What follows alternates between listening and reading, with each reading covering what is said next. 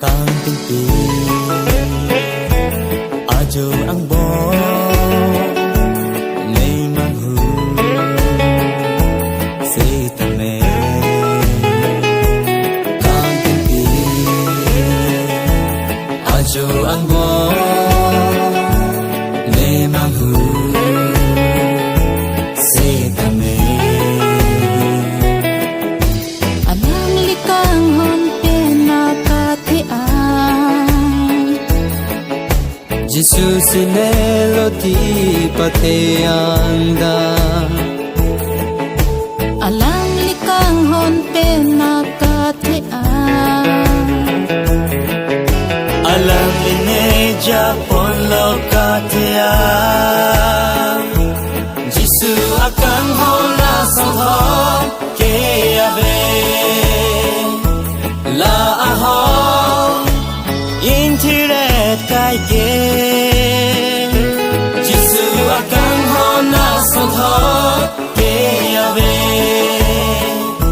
lang li long chót gì càng xa alang li càng hon bè khi xuống đâu an khang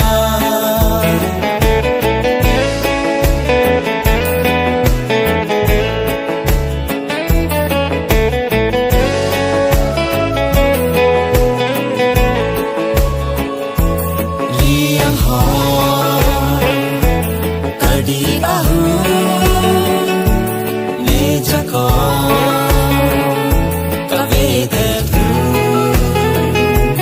lia ho ka li ka hu ne jako ka ve de tu Jisu akang hon ne phan ikun alang lilong cho si ning kan sam do Jisu akang hon ne phan ikun alang line japon lokatea Jisu akang hona sangha ke ave la aho internet kai ke Jisu akang hona sangha ke ave lang li long chót gì nhưng càng xa alang li càng hon bè khi xuống đâu an khang khi sung pik ato mon pine jap ta me Jisu akang hon nei phan chenau het kai ke talo pia lang atar thui lapen to mon pia ve pi talo pia lang atar thui lapen to mon pia ve pi ve ham de lo nang li la me the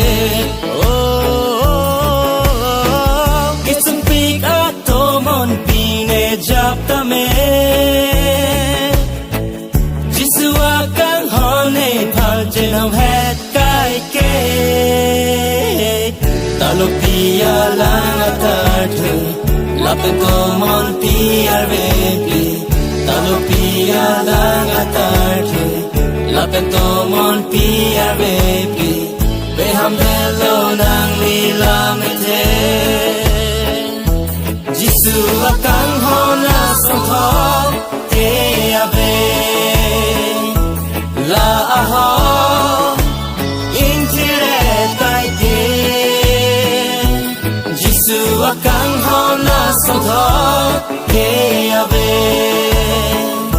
lang li long chót gì nhưng càng xa